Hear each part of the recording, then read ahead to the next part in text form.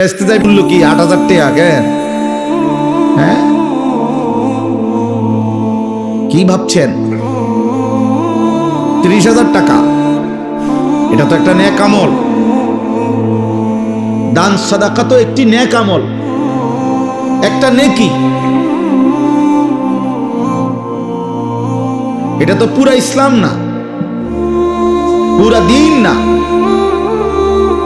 একটি আমল। এটা ১ কোটি টাকা না, ১০০ কোটি টাকাও যদি কেউ দান করে ভালো কথা, দান করা উচিত, দান করলে নেকি।